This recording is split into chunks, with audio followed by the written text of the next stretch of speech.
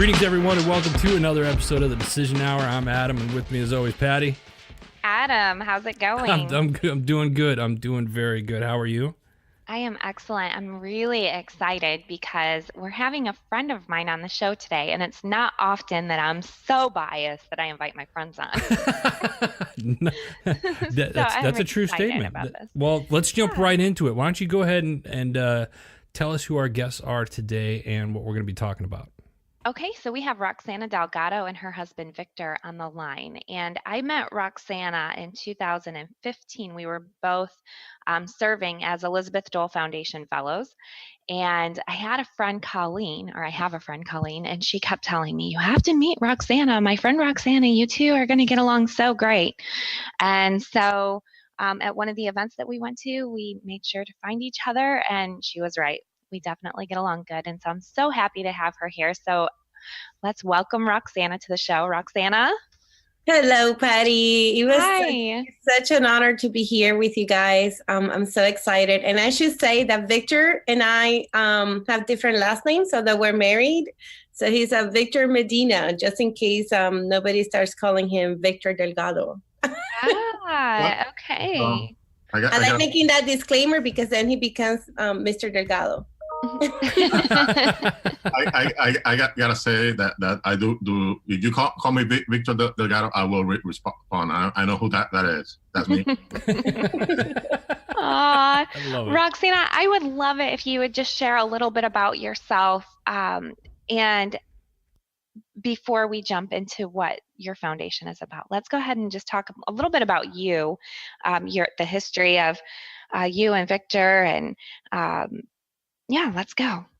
Sure. So first of all, thank you so much for having us here. It's such a pleasure and honor to join you both in this podcast. So as you know, Victor, my dear husband, my better half, he was wounded in Iraq in 2009. And how the foundation started, it's because Victor was able to receive medical care, and he has recovered, not cured, but recovered from a brain injury. That means that he became completely independent. Back in 2011, he started blogging as TBI Warrior, and that blog made it into the top 3 most recognized blogs in the nation. He received so many feedback from other veterans in Canada and UK and some other countries and in the United States that he kept blogging under that name. Then later on, he vowed that if he was able to be completely independent, he was going to be able, he wanted to help others, not only veterans, but also civilians, since that was a group that was part of his the rehab center. So in 2017, he approached me and said, Roxana, my dear, my lovely wife, I'm ready to open a foundation. So we both sat down and we thought about it, and we looked at, all the things that we have been doing for the past almost 10 years. And he basically, Victor is the one who founded TBI Warrior Foundation. I was basically with him all along the way, helping him with the paperwork and all that, but everything has been Victor's love for the community, being a survivor, a TBI survivor, and he doesn't like calling himself a survivor, so that's why he's a TBI warrior, because he owns his condition and he's doing something meaningful with it, and he just wants to prove the world that TBI is not the end of your life, but it's just it's how you redefine your life after a brain injury. So that's the initial, that is how TBI Warrior Foundation started. It's a labor of love. It's a lot of an incredible commitment from us to our community. And now we have grown and have other people join the cause. So it's not just us, it's a group of us that are really doing something meaningful for the ones coming behind. Now, you're being a little bit shy about yourself, too. Could you tell our listeners what your educational history is? Sure. So I have a doctorate in health sciences, and by training, I'm an epidemiologist, and I'm a professor at the School of Medicine. So that's my daytime job. I am basically a health scientist. I have been a health scientist for a little over 10 years. I started studying brain injuries and effective treatments for post-traumatic stress disorder. And then in the past 4 years or so, have been shifting a little bit the focus to work on looking at the health and well-being of military caregivers pre and post 9/11 and seeing how caregiving is affecting their own health. Because all we want is to be able to develop preventive programs so caregivers can continue to assist our wounded, ill, and injured veterans in a healthy way. So. Mm-hmm. And one thing that really I love about your foundation is it's not just for military veterans, is it? Correct. So, Victor, do you want to say something about that, or? Yeah, I'm Victor here. We don't see TBIs being any issue. Not only in the military, but also civilians are affected by it. So everything we do, we expand to the community at large. If there's any related to TBIs, we're going to try to meet it regardless if the person served in the military or not. If it's old or young, we're going to try to be there to meet the need. So, which that is really amazing because it sounds like pretty much your whole adulthood has serviced or has been around selflessness and just giving to other people. And with Heroes Media Group especially, we look at all heroes, and I love that you look at law enforcement and children. It looked like on your website, I did see some children. Correct. Yes. So we and with caregivers, we don't focus just on military caregivers, but we expand, and we have a great group of caregivers of civilians with ALS, cancer. Just last night, we had a workshop for cancer survivors. And I know that's not a brain injury, but when it comes to the caregiving, we are expanding to other diagnoses because caregiving does not discriminate based on diagnosis. So we are more inclusive than exclusive. And we're serving all. And I just need to say that that came out to be because we did an environmental scan of the foundations that exist in the area. And we couldn't find foundations that could serve both the military and the caregivers and the civilians. So when we were doing our strategic planning, we said, we have to serve all, because at the end of the day, this is a condition that affects with no discrimination in that sense. So we're trying to educate and equip family members. And like Victor said, we're meeting the needs of those who have a brain injury. So. And how is this foundation funded?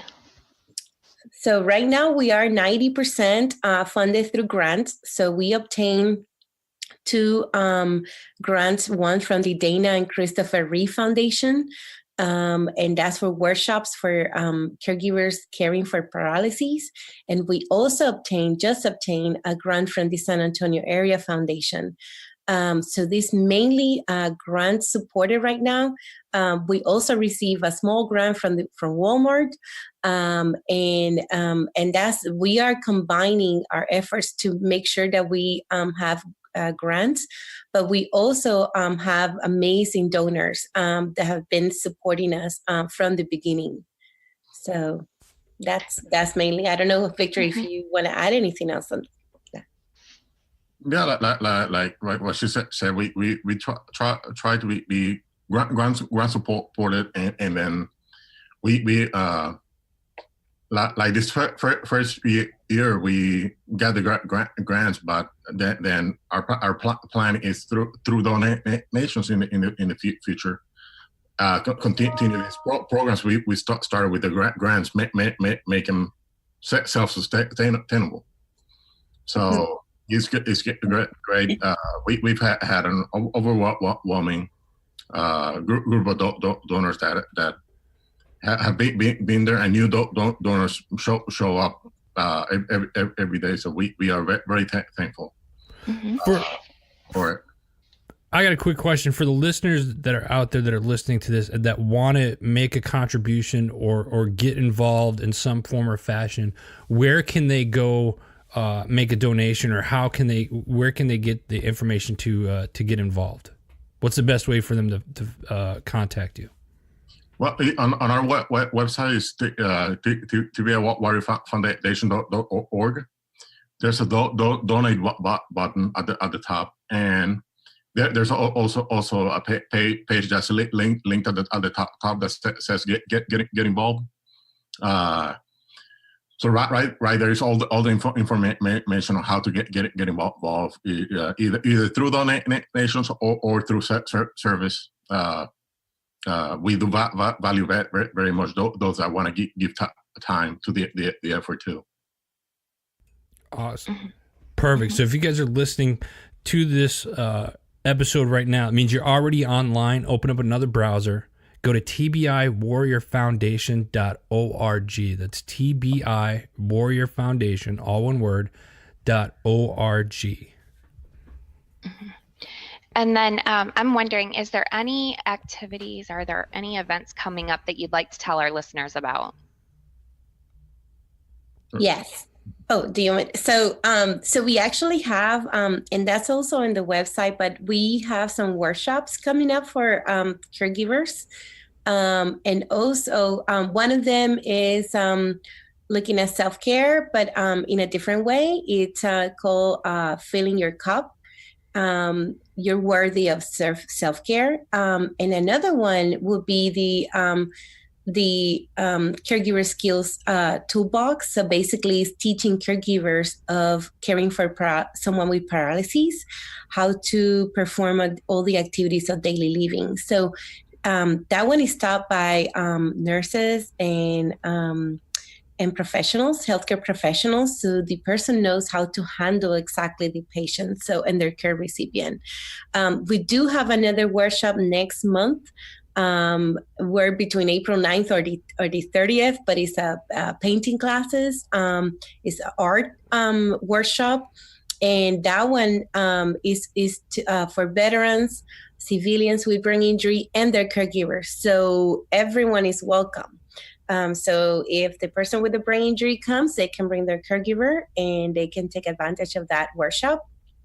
We're going to be able to accommodate up to 50 people on that one. So that one is going to be announcing the website very soon. We are sponsoring the first caregiving conference in Texas from caregiving.com. So that's going to be in Wimberley in April 6th. And we're going to be there with an exhibit table. We're going to have some goodies and surprises for those who come and visit our table. Plus, I'm going to be speaking at that conference. I'm going to be doing a lecture and also a panel. And Victor's going to be there, and part of our team is going to be there in the same conference. So those are the events that we have coming up in the next month or two. Victor, do you have any events with the veterans that you want to?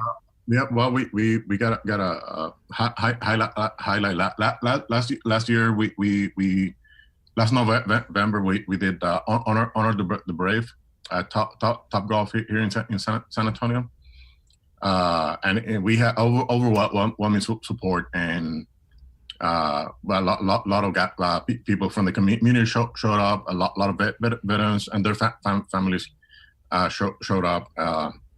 And it was very successful, very humbling events, because we honored the service of 11 veterans. And we decided that we have to make this a legacy event. So this year on November 10th, we having the second annual Honor the Brave event at Top Golf again. And like it's on our website for registration. If anyone wants to sponsor that event, there's sponsorship opportunities. And our goal is to have the community meet the vets within the community, and to have enough support so veterans and their families. As it happened last year, they come in free of cost to them. So that's one big event we're looking forward to. And I want to double tap on the arts workshop that Roxana mentioned. This workshop, what was unique about it is that the person teaching it is a severely wounded veteran. He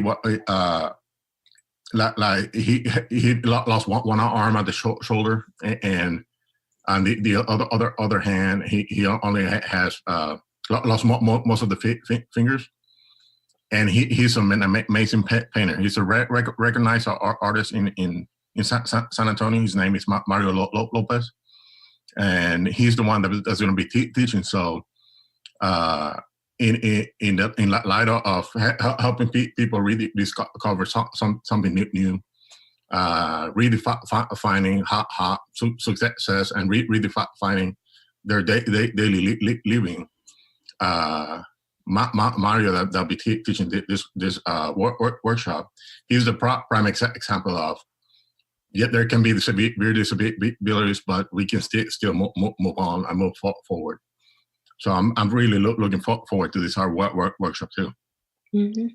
That is amazing. One of my favorite things about your organization is, I've been working with nonprofits in the military veteran sector now for about 12 years, and many of them focus on the injury, and they're not focusing on the healing and the recovery. So I especially like that about your organization, that you want to move forward and you want to teach others how to move past that injury and to be the best that they can be, regardless of what's going on with their health. So I really like that. And then another thing is, I think that some organizations have lost focus on what the mission really is. And I love when I meet people who've started nonprofits who are doing it because of passion. And I really can see that passion in the both of you. And I really admire that. And I'm just thankful for both of you. And I'm glad to know both of you. I'm very proud of you. Thank you for that, Patti. And we, you're right. We have to look beyond the disabilities, beyond the injury. If we were gonna trust what the medical community, in this case, in our personal story, told Victor that he was never going to be able to relearn things. And he was never. So sometimes we focus so much on the negative and what we are not able to accomplish. And it's one of those things that, there's a lot of power in human mind and what you put in your mind and what you think about. And I remember Victor back then, he said, I'm not going to spend the rest of my life thinking what I'm not going to be able to do. I'm owning this condition and I'm moving forward with it. And I'm moving forward with my disabilities. Who cares? So that attitude, that's an attitude of a warrior, where it's not the lack of bad circumstances or difficulties. It's overcoming them. It's moving along and continuing, even if it's slow, but moving, continue to move. And that's what we strive for, to really empower our community, veterans, civilians with brain injuries or any diseases or any conditions, and their caregivers to see beyond. Because for many of us, we're going to still be around for the next couple of decades. So, I mean, that's a long time. And we want to make the most out of it. So, so thanks for that, for those words. And yes, we are all like fire up, full of passion. You just have to come to San Antonio and visit us so you can see the group, the whole team.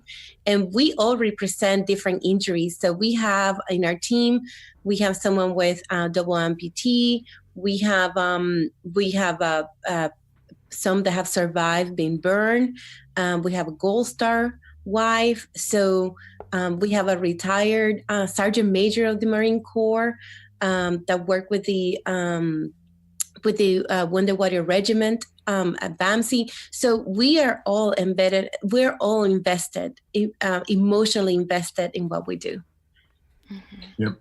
And if I want to say, I can say something real quick. In my personal story, I was blessed that I came across one of my therapists, and she asked me what I wanted to do, right? So I told her that I wanted to go back to school at that point. That was the biggest against all odds for me, right? And I returned to school and I got a master's in rehab counseling and became a certified rehab counselor. And in that light, our foundation, we don't focus on what the person cannot not do. We recognize the disability and the condition because it's that there, and it may always be there. But we focus the efforts into what can the person do. If the person can do X, Y, Z, then that's what we're gonna help that person to build their life on. We're gonna use that as to go against all odds, to go beyond boundaries, and so the person, because most vets, like especially I'm talking about the wounded vet community. We're young. Like I was wounded at 34, and it's just like having no dreams, having no hope of achieving success in life. That's hard, especially when the guys are young, the guys and gals are young. So we focus on helping people finding success and really finding their life into the areas that they can do and they can build their life upon. That is incredible. I would like to add something else. We another thing is that in the brain injury community, we have people who have sustained a severe brain injury. Sometimes with penetrating brain injury, they're bedbound. They do not have any self-sufficiency. They depend 24/7 from their caregiver. So we do have, it's not a program, but one thing that we've been doing for the past year is that to reduce isolation, we come to them. So if you are one of those who are at home that would like some of us to come and visit, we do that too. And if you like ice cream, we can bring ice cream. But if you just want the company, we just go and say hi. And that's how we're reducing isolation among those who are bedbound, that are housebound too, that cannot come to us, to our workshops, that cannot come to us. So, and we're looking at having some of the workshops and some other activities being brought to their houses, as opposed to them having to go outside their house. That is beautiful. I got goosebumps right now. That's not often that happens for me in an interview at all. So as a veteran myself, I can't thank you enough, both of you, for what you guys have established and what you're doing for the community. So from the bottom of my heart, thank you. No, thank you. Thank you. Thank you for having this outlet. Yeah, absolutely. Patti, I mean, Patti, we're coming up on times. We're going to start wrapping things up, but I'm just blown away by what these two are doing in the organization. Patti, what else do you have? Well, I just want everybody to go to their website, check it out, get involved. If you're looking for a volunteer opportunity, this organization is the real deal. And those of you who know me know that when I tell you about an organization and I tell you it's a good deal, you know it's true. Yeah, she doesn't, because she does not do that almost never. So when Patti, and I can vouch for that, I've known Patti for years, and when she talks about an organization, you better go check it out. I know, and that's why we're so honored that when you both invited us to be here, because we know that Pat is not easy. It's not the person that would vouch or support any organization. So we are extremely, extremely honored by that. Well, we thank you guys both for taking time out of your busy schedules to come and talk with Patti and myself today. Folks, if you're listening to this show, you're already on the internet. Open up another browser, go to TBI WarriorFoundation.org. Check it out. Get involved. Make a donation. If you're in the San Antonio area, go check them out. They got their website is awesome. I'm loving it. And Patti, I almost think that we have to make a special trip this year. I know. We're going to have to add that to our tour list. I think we are. I really think, and I love San Antonio. I fell in love with it when I was down there a couple months ago, and now I even have more of a reason to go back.